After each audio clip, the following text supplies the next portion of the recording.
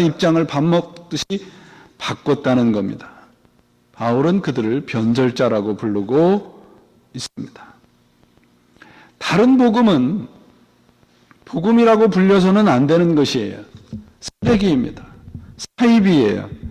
복음과 뜻이 비슷하니까 의미 있다고 생각해서는 안 됩니다. 바울이 지금 다른 복음이라고 이야기하는 것은 다 쓰레기입니다.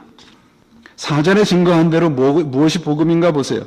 그리스도께서 하나님 곧 우리 아버지의 뜻을 따라 이 악한 세대에서 우리를 구하시려고 우리 죄를 위하여 자기 몸을 들이셨다는 겁니다. 우리를 악한 세대에서 죄에서 구원하시기 위해서 하나님께서 그분의 아들을 죽이셨다는 거죠. 악한 세대라고 하는 게 뭘까요, 여러분? 어디가 악한 곳이고 어디가 선한 곳인가요?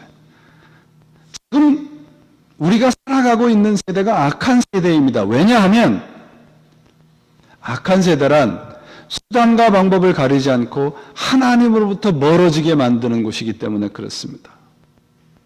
하나님의 것을 소중하게 생각하지 않게 만드는 겁니다.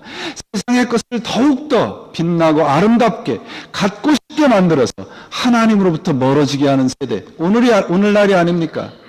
악한 세대라는 거죠. 하나님으로부터 마음을 멀어지게 해서 죄의 마음에 팔리도록 부추기게 하는 세대죠. 그것으로부터 우리를 구원하셨다는 거예요.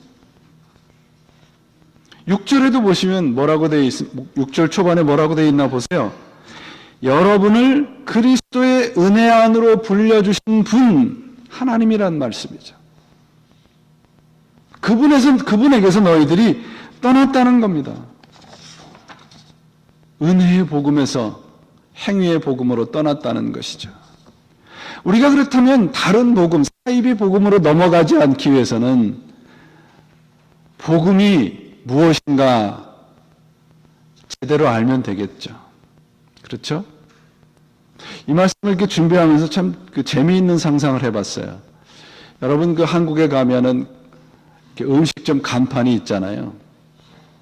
그러면 어디 원조 족발 그러면 그 옆에 뭐 있어요? 진짜 원조. 또 옆에는 참 원조. 또 그 옆에 가니까 오래된 원조 이렇게 돼 있더라고요.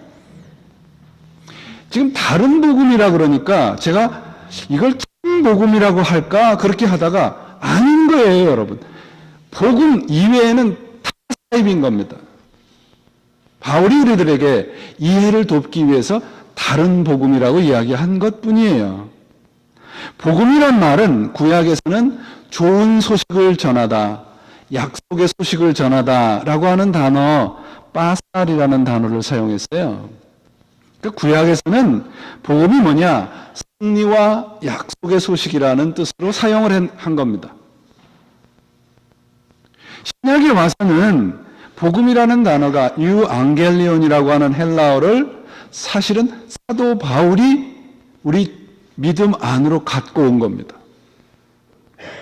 복음, 뉴앙겔리온, 영어로는 가스펠이라고 하기도 하고 굿뉴스라고 하기도 하죠. 그 뜻이 무엇인가 하면 구원의 기쁜 소식입니다. 복음이 뭐냐? 구원의 기쁜 소식입니다. 누군가 여러분에게 복음이 뭐냐 그러면 우리를 죄에서 구원하신 기쁜 소식, 그게 복음이라는 것입니다.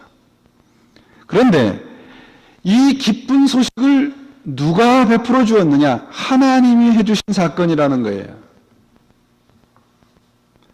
복음은 하나님이 우리를 그리스도 안에서 죄에서 끊게 만드시고 당신과 화해시킨 사건입니다. 그렇다면 복음을 이야기할 때는 사람에게 집중될 것이 아니고 뭐에게 집중되어야 하느냐? 하나님에게 집중을 해야 합니다. 하나님에게 집중하는 사건이 있어야 돼요.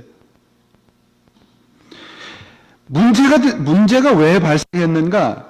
이 집중해야 될 하나님을 밀어내고 사람을 그 자리에다 앉힌 게 사건의 발단인 거죠. 사람의 구미에 맞는, 그리고 구미에 맞추려는 짝퉁 복음을 전하는 사람이 교회 안에 등장을 한 겁니다.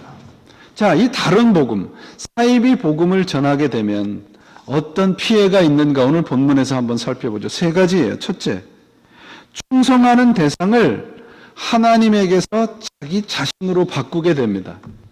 내가 하나님이 되는 거예요. 여러분, 제가 예전에 충성이라고 하는 그 한자어를 가지고 의미를 말씀을 드렸습니다. 그 한자어의 의미는 뭐예요? 내 마음의 중심에 대못을 받고 말씀을 이루어가는 삶, 그게 충성의 삶이라고 말씀을 드렸어요. 말씀에다가, 내 마음에다가 대못을 받고 말씀을 이루어가는 삶을 살아야 하는데, 하나님이 아닌 내 자신이 신의 자리에 앉게 만드는 겁니다. 그게 짝퉁 복음입니다. 다른 복음입니다. 내 취향에 맞는 기독교 신앙을 만들어서 그걸 전하니까 사람들이 좋아하게 된 겁니다. 둘째는 마음을 혼란케 만든다고 되어 있습니다. 복음을 무슨 도덕이나 윤리나 세상을 살아가는 방법 정도로 생각을 하시면 안 됩니다. 복음은 그 이상이에요. 죄의 영원한 생명, 부활, 이런 것과 관계된 것이 복음입니다. 오늘날 많은 성도님들이 이런 불평을 해요. 어떤 불평을 하냐면, 목사님께서 말씀하시는, 교회에서 가르치는 죄, 부활, 생명, 이런 것들 우리가 세상에서 어떻게 써먹을 수 있어요? 아무것도 써먹을 게 없습니다. 실제 생활에 도움이 안 돼요. 천만의 말씀입니다, 여러분.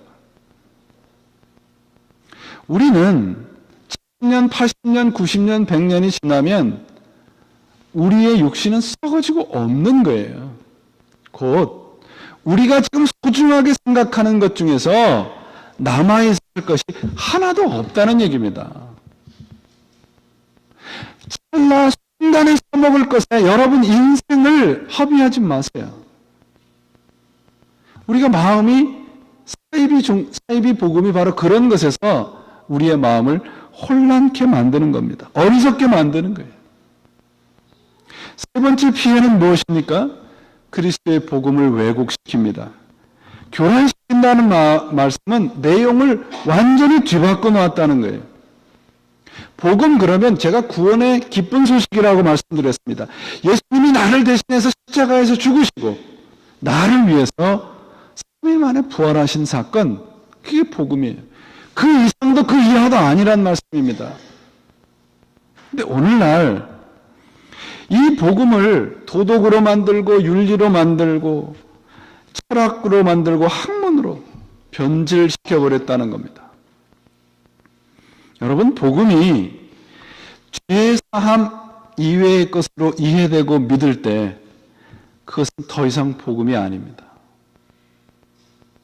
아무리 미사여구를 사용해도 그것은 성경에서 말씀하시고 가르치는 복음이 아니에요. 복음으로 복받고 부자 되는 방법이 있다. 긍정적인 마음을 가지면 세상에서 성공한다. 복음으로 병도 고치고 예언도 하고 예수를 잘 믿으며 무슨 요술방맹이를 든 것처럼 가르치는 것 다 사이비입니다. 이건 제 말이 아니에요. 성경의 말씀입니다. 현혹되지 마세요.